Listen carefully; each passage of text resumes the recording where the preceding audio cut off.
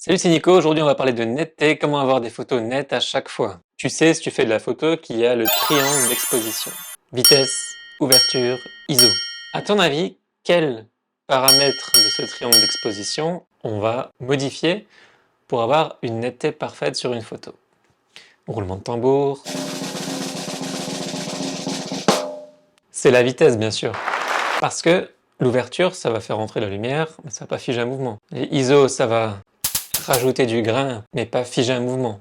Alors que la vitesse va figer le mouvement. Et donc quand on fige un mouvement, ça donne une photo nette. Plus on fige un mouvement, plus on a une photo nette. Je vais prendre plusieurs exemples. Le premier, je suis à un mariage. Je vais faire des photos de couple des mariés. Il est 20h30, on a une super lumière dorée.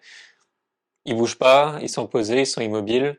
Je les fais poser, je fais ma photo. Allez, je suis à un centième de seconde, un 80e avec un 56 mm dessus. Parce que mon sujet est immobile. Si maintenant je les fais marcher vers moi, ou la mariée tourne, elle bouge sa robe, ou le marié porte la mariée, ah bah là je peux monter, je vais quasiment aller déjà à 1 sur 1000 pour vraiment être tranquille. Et si je suis à 1 sur 1000 et que la lumière n'est pas assez forte, bah tant pis, je monte les ISO. Je bougerai jamais mon ouverture, moi, parce que c'est mon style de photo, c'est vraiment une grande ouverture. Et donc là, je vais monter les ISO. C'est pas grave si je suis à 3200 ou 6400 ISO, c'est pas grave. L'appareil, il gère le truc, et puis après, il y a Lightroom derrière pour lisser tout ça.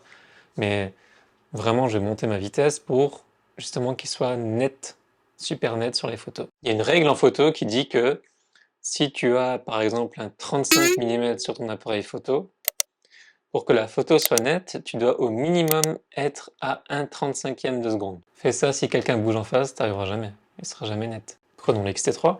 En fait, ça va contrecarrer ton mouvement à toi. C'est-à-dire que donc tu fais ta photo, forcément tu bouges un tout petit peu, hein, t'es pas comme ça non plus.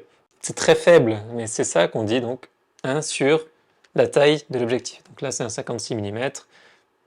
Coefficient multiplicateur, on est quasiment à 70-80, je vais mettre à 1,70, 1,80 pour corriger mon mouvement. Mais quand il y a quelqu'un en face qui est immobile, qui est vraiment immobile, qui est immobile. Et si maintenant mon sujet est en mouvement, alors là, je vais vraiment monter la vitesse. Ensuite, il y a un deuxième élément qui peut jouer aussi, c'est forcément la stabilisation soit du boîtier, soit de l'objectif.